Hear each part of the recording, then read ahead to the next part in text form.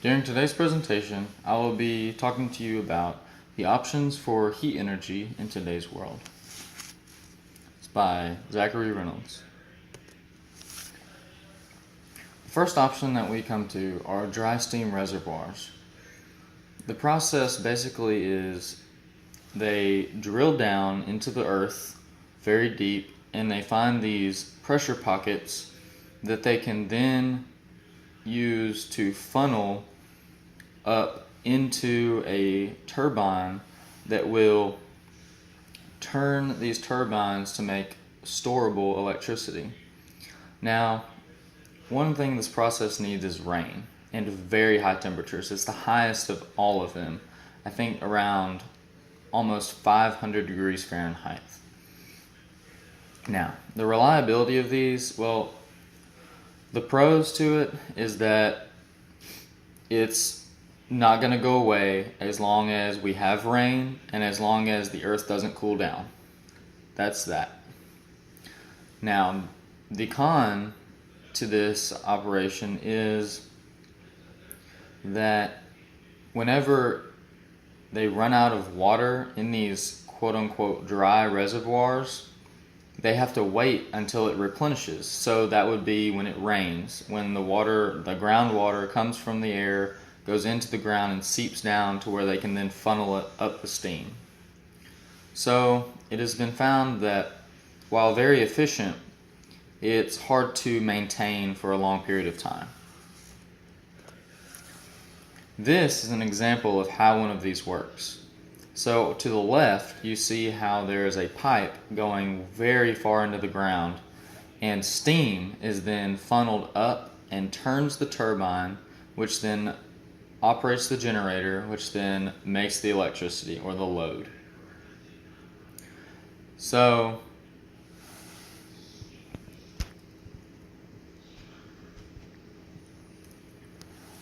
you see the pipe with the blue water. So that's the very little that they have left over from this process. Unfortunately, because it's such a high temperature, the water escapes and it has less that can be reused. So scientists came up with wet steam reservoirs. These reservoirs and this system works much better because it goes even deeper into the Earth's crust, and it actually taps into a well-like phenomenon where there is very, very boiling hot water down there, and they basically can just take that and drill two pipes right into either side. They can have the steam go up one side and then the cooled water go down in the other, and they can just do it all day long. And as the water goes down, it gets hotter and hotter and hotter. When it hits the bottom, it turns to steam, and they're able to turn those generators and continuously do it renewably without having to wait on rain. So the pros is that yes, they are able to do it without it raining. They don't have to wait. They can just continuously all the time have this process. Now, the only downfall would be that it does take a lot of effort to get into those wells, and you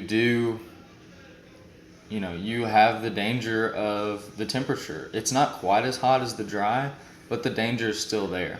And that's with the dry as well. So here's an example of how this works. So you have the steam coming up on the left-hand side pipe from the ground. It's going to turn those generators, which is going to power that power plant. It's going to give it electricity so they can store it so we can have lights in our homes. Then that steam is going to then be funneled to the injection well portion of the diagram, and it's going to turn back into water, condense, and go down back into the well so that it can be continuous process all the time. Now lastly, referring to hot water near the mantle, it would be, we're looking at hot water reservoirs. So in order to do this, what's happening is they're putting pipes under the ground that are within a hot water well reservoir that's closer to the mantle than, say, the dry or the wet water reservoir, steam reservoirs. So, what you need is a large amount of water, which is good because it's going to be replenished and you're not actually using any of that water. You're just funneling air through pipes around that water, within that water, to warm up the house or the business. So the pros to this is that you have a comfortable home that's the same temperature nearly all year round. You can turn it on or turn it off just like a heater, but the only con is that you're not actually getting real electricity. You're simply just substituting having the electricity for your heat for a different type of heat. Now, this is an example of the vertical loop system and the horizontal loop system.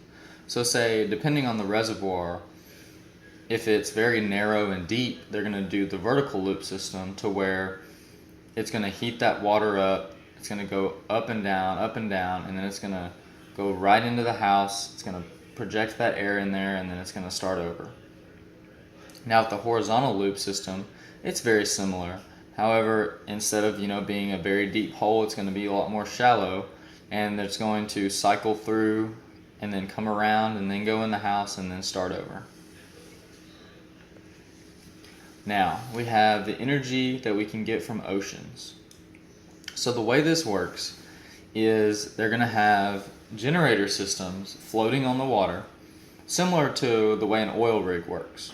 However, instead of having oil in these pipes, they're going to have ocean water. And what you need is warm ocean water, and you also need a gas that's going to evaporate and condense only within about a 20 degrees Celsius difference. So what they typically use is ammonium.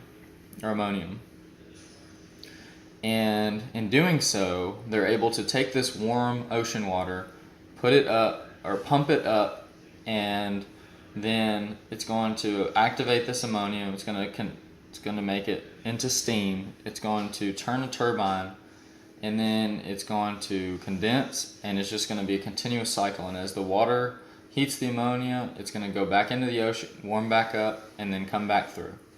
So the pros is that we have an unlimited supply of water in the ocean that's not cooling down anytime soon, especially in our tropical areas. The cons is that it's a very expensive process, and it doesn't quite generate as much energy as we would like it to, because of the fact that ammonium, while turning those generators to create storable electricity, it's also turning the pumps in order to pull the water up. So scientists are having a hard time understanding how efficient it could be because of the ammonium doing so much work at once. Here's a diagram of how this works. So, starting on the left, you're going to have your warm water. That warm water is going to continuously cycle through, and it's going to vaporize that ammonia. And that ammonia is going to go up. It's going to turn the generator. That generator is going to then make electricity, and then that ammonium gas is going to go back into the other pipe on the right. It's going to go through the condensation portion, which is much cooler water, and then it's going to go back into the vaporization area and start over. So let's go through the different points. So number one, there's vast quantities of warm water are drawn from the pipeline. Then step two, the warm water is used to heat a fluid, such as ammonia, like we said. The vaporized gas passes through the electric and turbine and produces electricity. And then we have number three, the cold water is pumped from the deep ocean and is used to cool the fluid. So that's the basic process. The only downfall is that, like I said, it's got to be really warm. It's got to be good warm water, and it's just so expensive that they've only really tried it in tropical areas, and that's probably where it's going to stay until we find a more efficient way of doing it. Now, lastly, we have what's called waste heat turned into energy. So The process basically is where you have a battery cell that it's going to get hot when it's used. When it's producing that, when it's emitting that electricity, it's going to warm up. So scientists are trying to find a way, and have found a way, it's just very expensive and it's next generation technology, where they pack everything very closely together, and as that battery or power source warms up, it's actually going to make a reaction occur to where as it cools down, it's actually recharging itself. So the pros is that we already have so much of this electricity or this energy that we're wasting that's just going into the atmosphere. And that, so for example, our computer, like the computer you're watching this on right now, it's producing heat because it's electric, and that's what happens when the energy is used, is heat is emitted.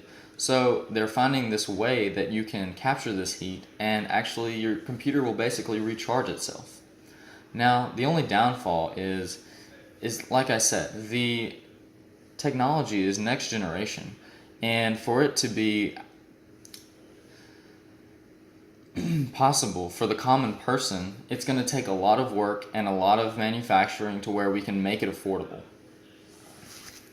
And this is just kind of a picture to show how this is working.